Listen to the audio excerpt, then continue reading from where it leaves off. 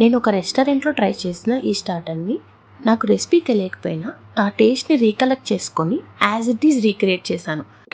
So ఈ recipe చేయడానికి మనకు కావాల్సిన ingredients: mushrooms 200 grams of mushrooms chop చేసి పెట్టుకోవాలి. వెరీ ఇంపార్టెంట్ ఇంగ్రీడియంట్ కరివేపాకు, పచ్చిమిర్చి అండ్ గార్లిక్ని ఫైన్గా చాప్ చేసుకొని పెట్టుకోవాలి.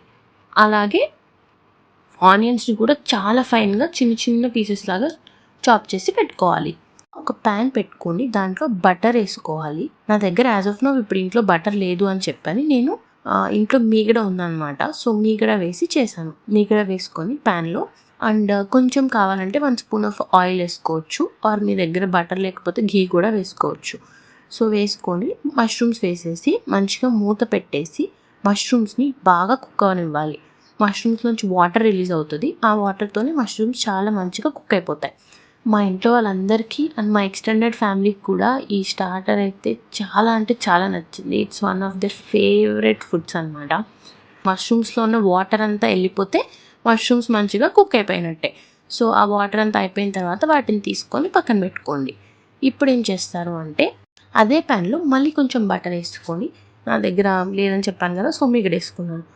చాలా ఇంపార్టెంట్ ఇంగ్రీడియంట్ గార్లిక్ని ఇలా చాప్ చేసుకొని పెట్టుకున్న గార్లిక్ ఉంది కదా, దాన్ని వేసేసుకోవాలి. సో అది వేసుకొని తర్వాత అలాగే పచ్చిమిర్చి కూడా ఇలా పొడుగ్గా చీలికల్లా కట్ చేసుకున్న పచ్చిమిర్చిని కూడా వేసుకోవాలి. సో ఇవి రెండు లైట్గా వేగిన తర్వాత దీంట్లోనే ఫైన్లీ చాప్డ్ ఆనియన్స్ని కూడా వేసేసుకుందాం. సో ఈ ఆనియన్స్ అన్నీ కూడా మంచిగా గోల్డెన్ బ్రౌన్ కలర్ వచ్చేంత వరకు కూడా వేయించుకోవాలి. అవి వేగిన తర్వాత ఇప్పుడు దీంట్లోకి మనము మష్రూమ్స్ వేసేసుకొని ఒకేసారి మష్రూమ్స్తో పాటే కరివేపాకు పేస్ట్ కూడా వేసేసుకుందాం.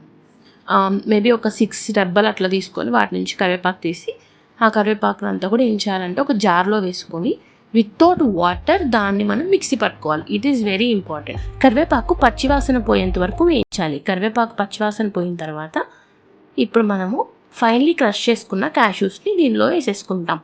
సో అది కూడా వేసేసుకొని లాస్ట్లో ఒకసారి అలా కలిపేసుకొని దించేసుకోవడం అంతే. ఇప్పుడు దాన్ని వేడివేడిగా సర్వ్ చేసుకొని తింటే ఉంటుంది guys. This is the easiest starter you can ever make.